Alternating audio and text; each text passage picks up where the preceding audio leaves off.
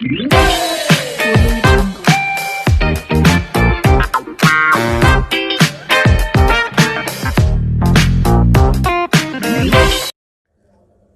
सभी को, मैं मत्तू केवट। मैं आज आपको कक्षा 5वीं शिष्यवृत्ति स्कॉलरशिप में विषय भाषा में उपघटक है 3.3 संवाद पर आधारित प्रश्न। इस वीडियो में मैं आपको विषय भाषा में आने वाले प्रश्नों में कुछ प्रश्न संवाद पर आधारित प्रश्न आते हैं, तो इसके बारे में मैं इस वीडियो में मैं आपको परिचय देने वाला हूं कि संवाद पर आधारित जो प्रश्न आते हैं उन प्रश्नों को हमें किस प्रकार से हल करना है। तो उसके कुछ मुद्दे यहाँ दिए गए हैं, उस मुद्दों का परिचय मैं इस वीडियो में करा रहा हूं। तो इस वीडियो को देखने के बाद आपको पता चलेगा कि संवाद पर आधारित प्रश्नों को हमें किस तरह से हल करना है। तो पहले हमें क्या करना होगा, दो या दो से अधिक व्यक्तियों के बीच होने वाली बातचीत को संवाद कहते हैं। संवाद किसे कहते हैं, इसे हमें समझना है कि जब दो या दो से अधिक व्यक्तियों के बीच होने वाली बातचीत को संवाद कहते हैं। जब एक से अधिक व्यक्ति, दो या दो से अधिक व्यक्तियों में बातचीत होती है तो उस बातचीत को ही संवाद कहते हैं। और क्या है, देखिए इसको, इन प्रश्नों को हल करते समय हमें क्या करना है, संवाद को भली भांति पढ़ना है, उसे एक या दो बार दिमाग लगा करके ध्यान पूर्वक संवाद को अच्छी तरह से क्या करना है, पढ़ना है। इसके बाद तीसरा मुद्दा है, इसमें देखिए कि संवाद के प्रश्नों को हल करते समय हमें और किस बात का ध्यान देना है। संवाद पढ़ते समय सहभागी व्यक्ति, स्थल, समय, प्रसंग इत्यादि के बारे में ध्यान देना है।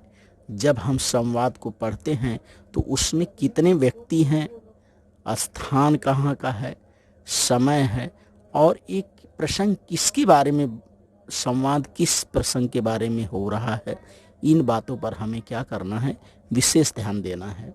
और इसमें देखिए चौथा मुद्दा क्या है, संवाद के समय उपस्थित व्यक्तियों की संख्या व प्रत्यक्ष भाग लेने वाले, इन दोनों का ध्यान देना है कि प्रत्यक्ष में संवाद कितने लोगों के बीच में हो रहा है और प्रत्यक्ष में कितने लोग इस संवाद में भाग ले रहे हैं।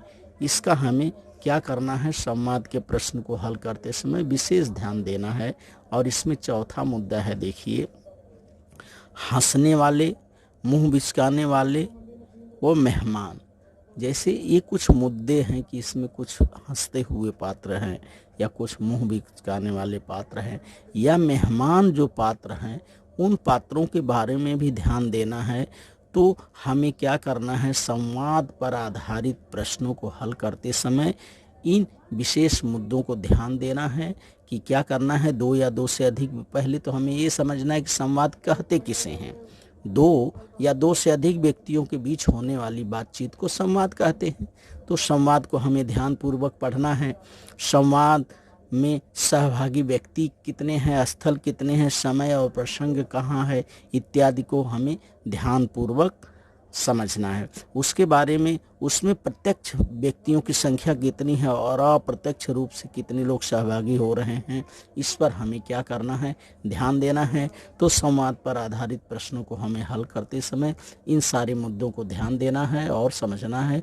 इसके आगे देखिए मैं कुछ उदाहरण आपको बता रहा हूँ कि संवाद पर आधारित प्रश्न किस प्रकार आते हैं।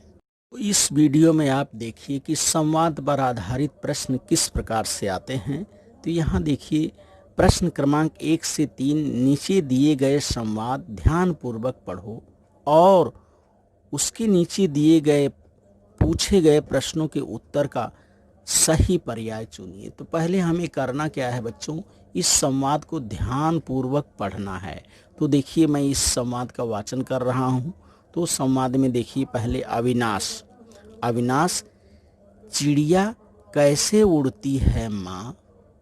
फिर माँ बोल रही है, अपने पंखों से बेटा वे अपने पंख हिलाती है और तेज उड़ने लगती है।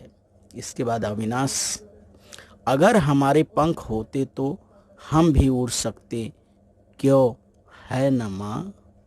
माँ बोल रही है, लेकिन भगवान ने मनुष्य को पंख दिए ही नहीं।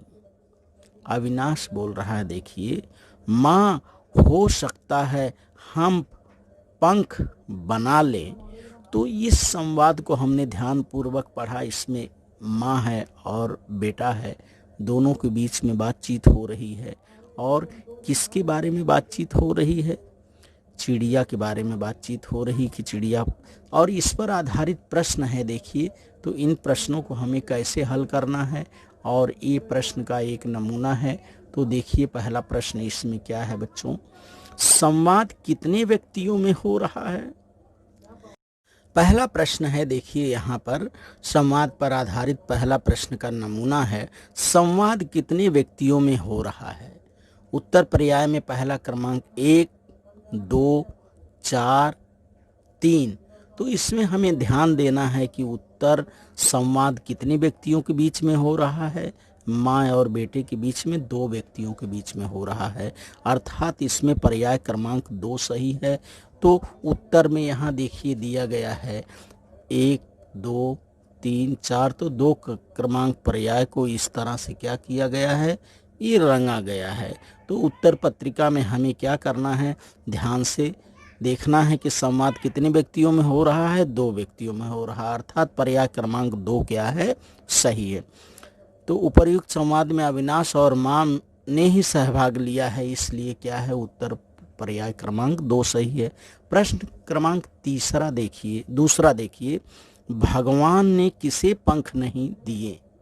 अब इसमें उत्तर है, देखिए पहला पर्याय है चोटी को, दूसरा है तितली को, तीसरा है मनुष्य को, चौथा है तोते को। तो हमने संवाद में यहाँ पढ़ा कि भगवान ने मनुष्य को पंख नहीं दिए हैं, अर्थात उत्तर का पर्याय क्रमांक 3 जो है क्या है, ये सही है। तो उत्तर पत्रिका में पर्याय क्रमांक 1, 2, 3 नंबर को क्या करना है, इस तरह से रंग देना है। अर्थात अब संवाद पर आधारित तीसरा प्रश्न देखिए क्या है, चिड़िया कैसे उड़ती है? उत्तर पर्याय में है चिड़िया कैसे उड़ती है, देखिए पैर से, पंखों से, एक पंख से, हवा के झोंके से। तो इसका स्पष्टीकरण में है कि चिड़िया अपने पंखों से उड़ती है। तो उत्तर पर्याय क्रमांक 2 जो है यह सही है। और उत्तर पत्रिका में हम 1, 2, 3, 4 पर्याय क्रमांक 2 को क्या करेंगे, इस तरह से रंग देंगे। तो इस वीडियो में हमने देखा कि संवाद पर आधारित प्रश्न कैसे आते हैं और उन प्रश्नों का हमें उत्तर किस तरह से देना है। तो क्या करना है, हमें संवाद को पहले ध्यानपूर्वक पढ़ना है और प्रश्न का भी वाचन हमें ध्यानपूर्वक करना है, उसके बाद ही उन प्रश्नों को क्या करना है, हल करना है। तो इस वीडियो के माध्यम से आप संवाद पर आधारित प्रश्नों को क्या करिए, हल करिए, लगाइए और समझिए। इसके आगे वाले वीडियो में मैं संवाद पर आधारित अन्य कुछ प्रश्नों के उदाहरण आपको बताने वाला हूँ। धन्यवाद सभी को।